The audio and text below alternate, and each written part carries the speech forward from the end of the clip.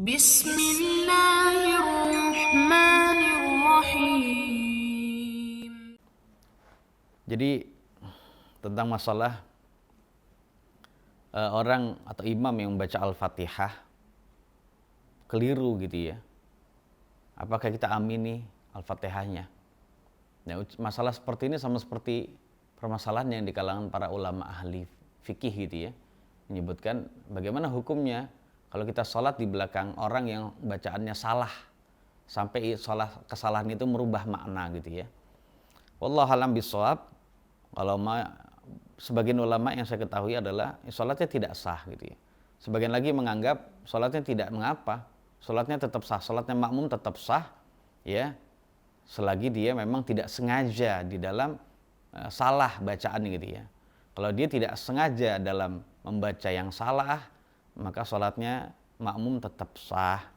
Nah, kalau sholat makmum tetap sah ya tidak mengapa juga bagi dia untuk bisa membaca amin setelahnya walaupun dia sah. Tapi karena apa? Sebab dia membaca salah itu dalam keadaan memang nggak sengaja. Seandainya dia tahu gitu ya, maka dia tidak akan membaca seperti itu karena dia tidak tahu, atau mungkin dia sudah belajar namun dia tidak bisa juga atau belum bisa juga. Nah, dalam keadaan begitu dia melakukan itu tidak sengaja. Dan saya berbaik sangka bahwasanya seorang muslim salah dalam baca Al-Fatihah itu adalah karena tidak sengaja. Nah, karena salah tidak sengaja ya tidak mengapa bagi kita membaca amin saja. Insya Allah ucapan kita amin itu juga dibalas dengan ampunan dari Allah Subhanahu Wa Taala. Karena Nabi kita SAW bersabda, fa idza ammana al-imamu fa aminu, ketika imam baca amin kalian bacalah amin. Fa innahu man wafaqa ta'minuhu ta'minal malaikati ghufira lahu ma taqaddama min dzambihi. Jadi siapa saja yang ucapan aminnya itu sesuai dengan atau bersamaan dengan aminnya malaikat, maka diampunilah dosa-dosa yang telah lalu.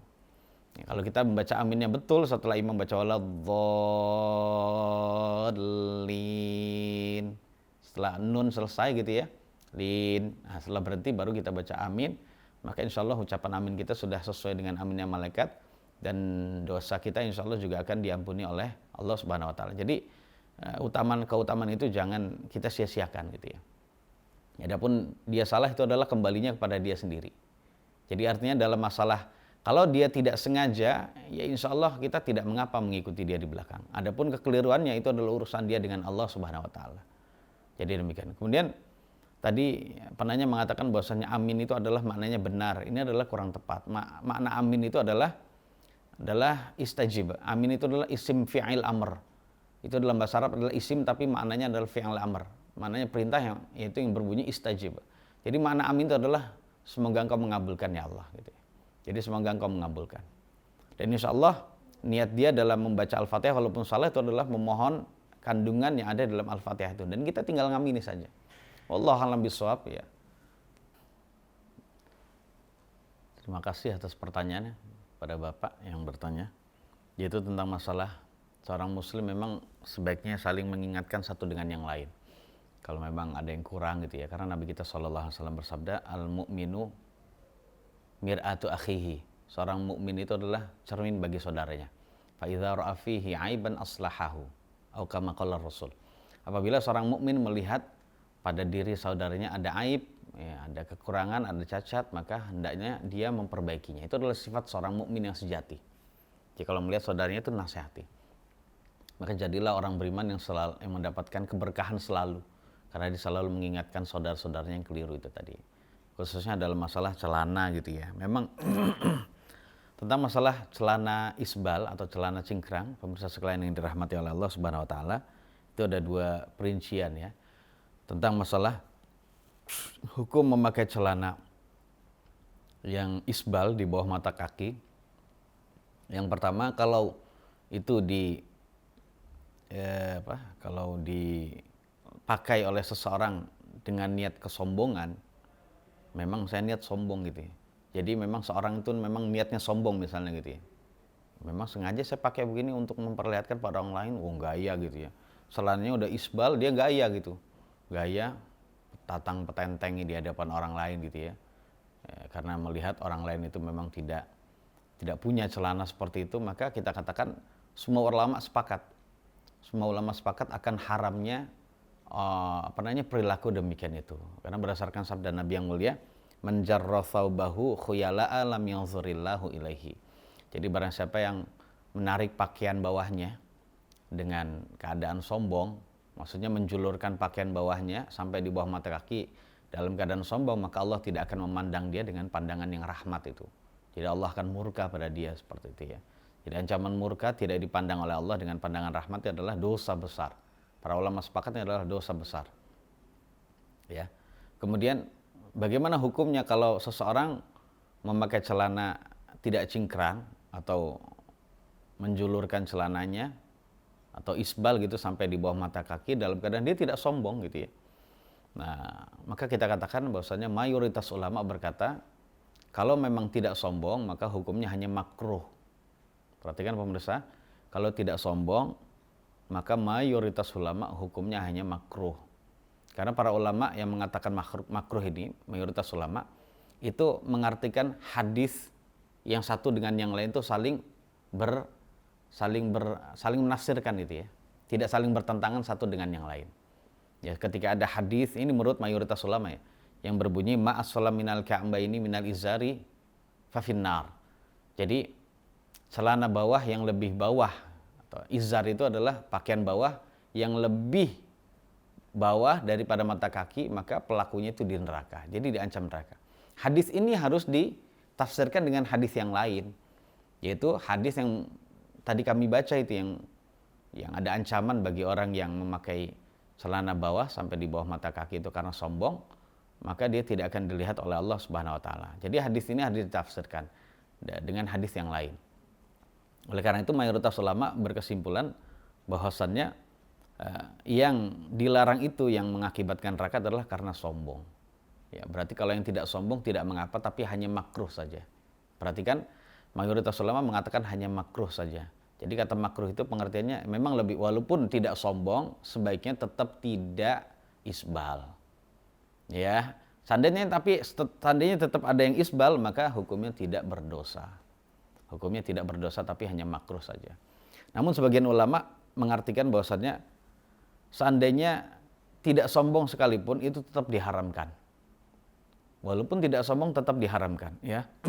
Nah, ini adalah pendapat yang memang saya condong kepadanya, dan ini adalah pendapat yang hati-hati dalam hal ini.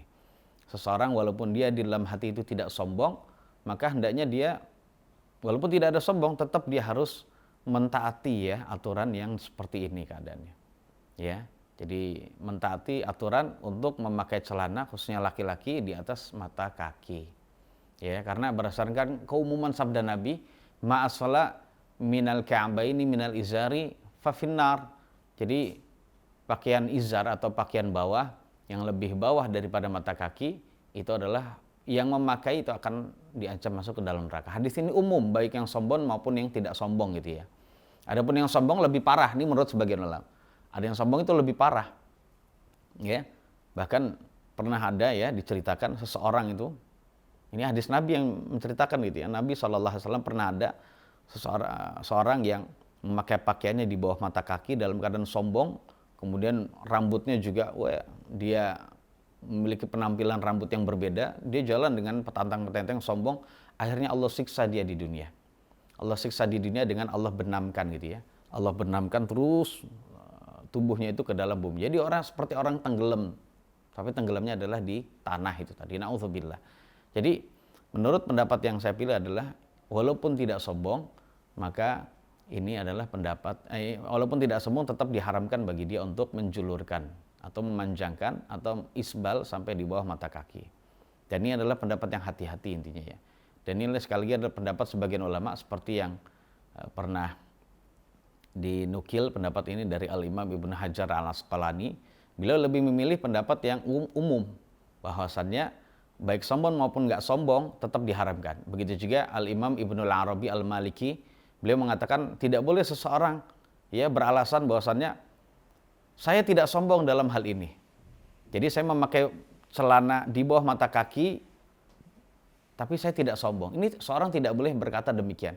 Sebab ternyata hadisnya tetap mengenai dia. Ya, hadisnya tetap mengenai dia.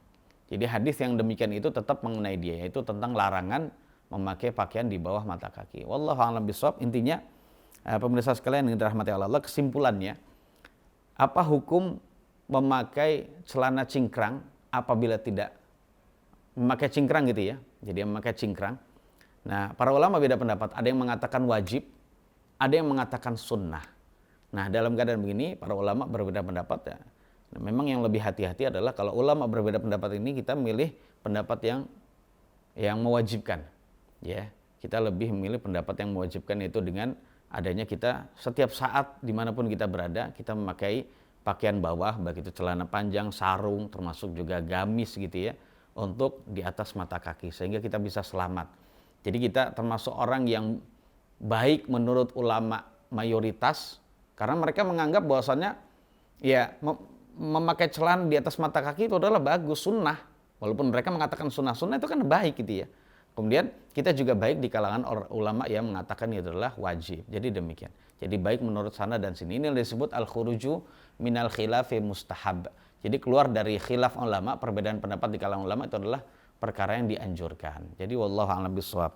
Namun pemirsa sekalian, di sini saya ingin memperingatkan diri saya dan juga antum semua bahwasannya dalam hal ini padahal perkara yang memang para ulama berbeda pendapat. Perbedaan pendapatnya adalah kuat. Yang mengatakan boleh tanpa sombong gitu ya, boleh memakai pakaian di bawah mata kaki walaupun tanpa sombong gitu ya. Ini tidak mengapa, seperti Imam Abu Hanifah, Imam Asy-Syafi'i gitu ya. Mereka mengatakan diperbolehkan seperti itu. Dan ini adalah imam ahlus sunnah. Dan tidak ada yang mengatakan bahwasannya mereka itu keluar dari sunnah karena demikian itu. Dan tidak boleh dijadikan sebagai ciri orang yang sudah memiliki akidah sunnah itu kalau dia sudah celananya cingkrang. Sedangkan yang tidak cingkrang atau dia isbal, dia bukan ahlus sunnah. Ini tidak benar demikian. Ini adalah pembagian yang keliru ya. Ini adalah pembagian atau pengkategorian dari orang yang tidak berilmu seperti itu. Hendaknya tidak demikian. Jadi sunnah dan tidak sunnah tidak dilihat dari celana cingkrang atau tidak ya. Akan tapi sunnah dan tidak sunnah itu dilihat dari akidah dan juga manhaj. Wallahu a'lam bishawab. Bisa masuk ke dalam golongan uququl walidain atau masuk dalam kategori uququl walidain, itu menyakiti kedua orang tua apabila memang kita tidak bersilaturahim kepada keduanya. Jadi apabila kita tidak bersilaturahim pada keduanya dengan alasan keduanya membenci manhaj kita, membenci ajaran kita gitu ya. Nah, dalam keadaan demikian, bahkan orang kafir pun gitu, orang tua yang kafir, yang dua-duanya itu adalah tidak beriman pada Allah, tetap harus kita berbakti kepada keduanya. Ya, dengan salah satu berbakti adalah kita mengunjungi, kita memberikan apa yang diberikan oleh orang tua kita berlaku yang baik. Kalau keduanya sakit ya kita tengok ya. Jadi nggak ada alasan bagi kita sebagai anak untuk menolak menghubungi atau mengunjungi orang tua walaupun dia benci pada kita. Apalagi dia masih muslim, saudara sekalian ya. Apalagi dia masih muslim ya, kewajiban kita tetap harus mengunjungi orang tua. Biarin. Kita pas lagi ngunjungin, yang penting kita tetap berbuat baik. Saat kita dikunjungi kok kita disindir terus gitu ya. Kemudian termasuk kita ya dinasehati terus ala pemahaman orang tua, ya nggak masalah. Kita jawablah dengan dengan jawaban yang baik. Kita jawab dengan jawaban yang baik dan yang tidak menggurui tentunya, tidak menggurui. Nah, insya Allah orang tua kalau kita bisa berbudi pekerti yang baik, berakhlak yang mulia, dengan kita memiliki manhaj yang baik, insya Allah orang tua juga akan menyadarinya. Paling tidak orang tua tuh tidak mempermasalahkan lagi. Nah, syukur-syukur orang tua ya bisa mengikuti manhaj yang benar gitu ya, tidak melakukan praktek-praktek yang bid'ah, berakidah yang benar juga gitu ya. Ya, jadi intinya jangankan orang tua yang beda manhaj, yang masih kafir saja tetap harus kita bersilaturahim padanya. Jadi seperti itu. Jadi tidak ada alasan bagi kita. Wallahu a'lam bishawab. Nah, kemudian yang dimaksud dengan hajran jamilah, wahjurhum hajran jamilah. Jadi tinggalkanlah mereka dengan baik. Itu prakteknya itu adalah itu dengan cara kita meninggalkan praktek-praktek dan juga akidah-akidah orang tua kita yang tidak baik. Adapun mengunjunginya, karena ini adalah sebagai bentuk bakti kita pada orang tua, ya nggak masalah. Misalnya orang tua kita adalah masih non-muslim. Saat orang tua kita ke gereja, kita tidak setujui, kita ingkari. Sambil kita dakwahkan dengan cara baik. termasuk kita dakwahkan dengan akhlak kita yang mulia. Dan tentunya kita adalah berdoa kepada Allah Subhanahu wa taala agar Allah membukakan pintu hidayah bagi keduanya. Itu saja orang tua kita kafir seperti itu. Ya, kita harus berbakti kepada keduanya, tidak mengucapkan kata-kata yang buruk, mengangkat suara di hadapan keduanya gitu ya. Apalagi keduanya masih muslim, berarti lebih tinggi haknya, lebih tinggi lagi hak yang Allah berikan kepada kita. Walaupun beda manhaj. Jadi beda manhaj bukan berarti menyebabkan kita terhalang untuk berbuat baik. Wallahu a'lam bishawab.